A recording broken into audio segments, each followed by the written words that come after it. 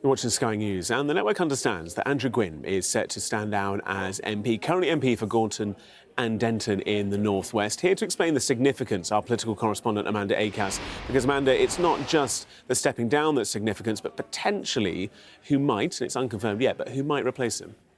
Well, yes, I think the speculation is that if a seat in near Manchester becomes vacant, then could that be a route back in to Westminster for the Mayor of Greater Manchester, Andy Burnham. So that's why there's so much attention on this. But the situation is that Andrew Gwynne, an MP since 2005, he was suspended from the Labour Party and sacked from his job as a health minister around this time last year, after it emerged that he had written a number of, frankly, fairly offensive posts in a WhatsApp group called Shiver Me Timbers, in which he'd mocked a constituent, an elderly lady who'd asked about bin collections, saying he hoped that she would die before the next election.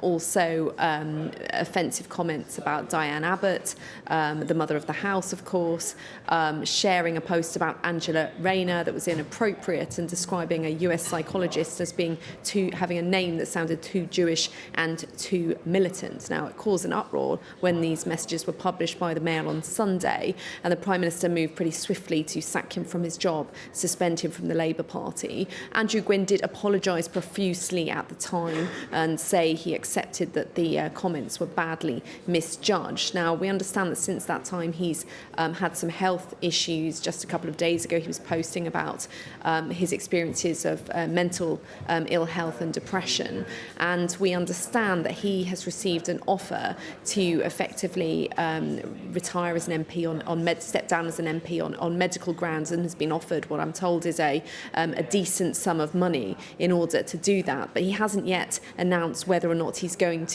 actually going to take that decision to step down. He hasn't decided whether or not to accept it. I think he's got a couple of days to decide whether or not to do that.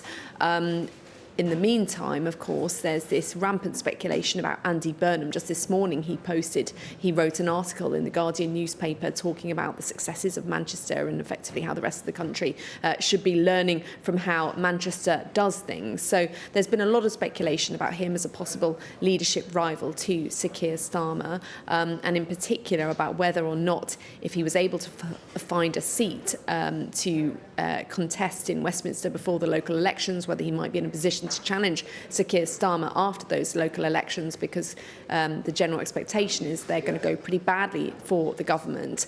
That being said, there are Labour MPs who I speak to, other Labour sources, who believe that actually across the board people would be worried about creating a psychodrama of their own by having a kind of leadership challenge from Andy Burnham being allowed back in, and there is a mechanism for the party potentially to block that appointment because the kind of central NEC of the party does have quite a lot of power over who can stand as a candidate. Amanda Acas there for us. Thank you so much.